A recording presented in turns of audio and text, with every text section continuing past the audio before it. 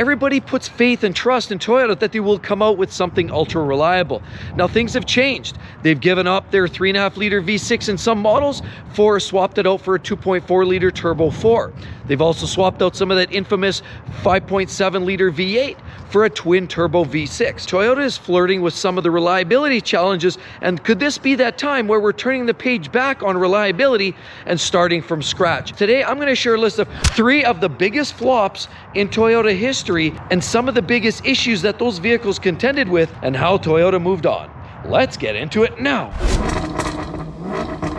Life's too short to drive boring cars. Remember back 2007, many years ago, they introduced us this. This is a Toyota RAV4, and it was a delightful little car. Everybody had faith and trust in Toyota to bring us the next greatest and latest vehicle that was going to provide practicality, reliability, economy, ease of repair and maintenance, and yet things fell off the wagon. Yes, this is one of the worst vehicles that Toyota has ever managed to build. Back in 2007, this Toyota RAV4 unfortunately is one of those points where Toyota managed to trip and fall.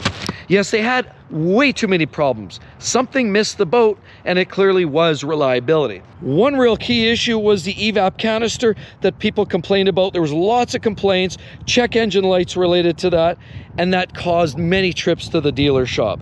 Software as well, had to be updated to correct some false catalytic converter failures, and the CAT is down there. That's what filters the fuel and the emissions, allows for cleaner exhaust emissions, but that catalytic converter was spitting out false errors. The oxygen sensor as well related to the catalytic converter. Usually in cars like this, you're gonna have 2 oxygen sensors. You have the catalytic converter, you have 1 sensor before it and 1 sensor after it, so you know what kind of air is going into it and what should be coming out of it.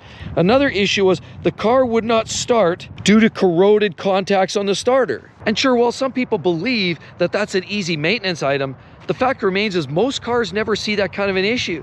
The only time you see an issue with the starter is when you finally wore the starter out and the Bendix wore out, or you just needed to replace the entire starter. But electrical connections weren't uncommon to be a problem in a lot of these Toyotas. So you had a lot of electrical issues, and it wasn't strictly related to the solenoid. There was other electrical challenges. There's another little device called the idle air control motors, and they would be known to clog up and carbon up by about 100,000 miles and ultimately result in another check engine light. Massive oil leaks, not uncommon for that generation. Very well known that this thing all of a sudden one day could deluge a bunch of oil from underneath and lose the ultimate oil pressure. That's not something you want to play around with. You lose your oil immediately, you've got to take care of that. But that was a problem back in that generation. Another problem with loss of power while you're out on the highway because of loss of fuel pressure due to the pulsation dampeners meant that you wouldn't necessarily get the fuel delivery that you needed, especially when you needed to put the foot into it and make a passing maneuver. There's also a lot of people complaining about what came out of the tailpipe with a lot of these vehicles, and that was essentially emissions. Some of those emissions were related to fuel emissions, and some of those emissions were related to oil, because these vehicles were also notoriously known for heavy oil consumption, and an internal issue with the engine itself meant that it would quickly burn oil at an alarming rate. And then on top of all of that issue, transmissions were potentially problematic with some of these vehicles, and it just left every single owner of that generation of RAV4 at a loss for words. Is this what Toyota's delivering these days? So granted, every vehicle can fail in a different way. I mean, any vehicle, you'll need to do brakes and you'll need to upgrade tires. Any vehicle, you'll have burnt out taillights. You might need to replace a starter, a water pump, a thermostat, spark plugs, ignition coils. These are typical wear items and a big part of maintenance. The problem was Toyota back in those days, a lot of the parts were outside of what you consider standard maintenance, and people just had to live with coaching this vehicle along for many years.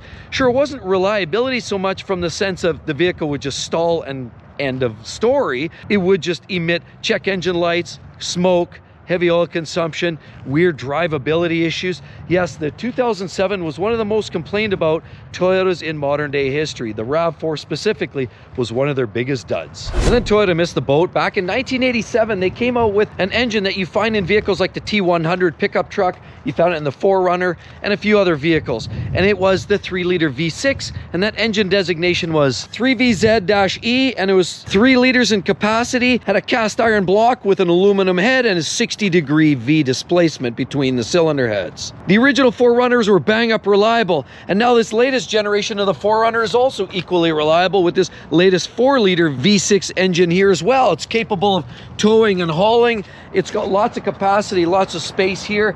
You got lots of room in here for a lot of your friends and family, and it even has some of the technology here now that a lot of people love. But look at this, you have gorgeous headlights.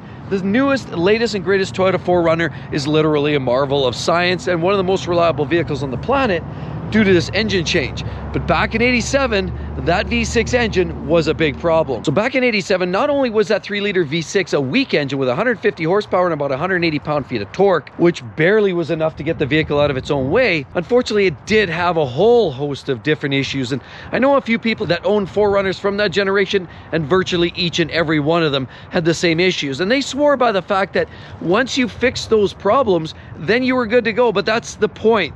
Once you fix those problems. Big issue. Yet a faulty EGR system often resulted many trips to the dealer to reset check engine lights. It also had those bad contacts, same thing as the RAV4. For some reason, they had a prevalence to actually get shorting and make bad contacts on those starter solenoids, resulted in misstarting or just wouldn't be able to start because the starter wouldn't engage. A prematurely wearing timing belt, and we all know what timing gear does. It obviously synchronizes the pistons and the valves, and when that synchronization goes out, that's a problem. So that timing belt would wear out prematurely. And one of the big issues here, the asbestos-based valve cover gasket was a problem, and they awfully didn't have enough sealant around them to maintain that seal, of course, from the head to the piston.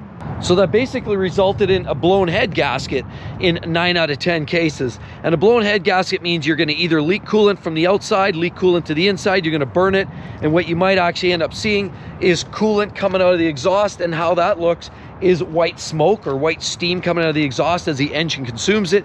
Not a good scenario. These vehicles did also have some oil consumption problems, sludging issues as well, and that 3-liter V6 is one of those engines that Toyota wish they could put in its rearview mirror. So sadly enough, it was a problem. It put a black speck on Toyota's reputation, but Toyota learned from it, and that's the key.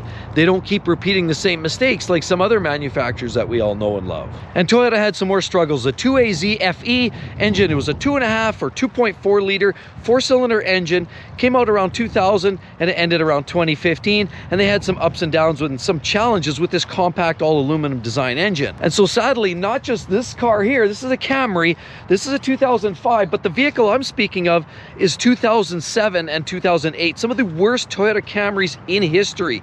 They were notorious for lots of problems.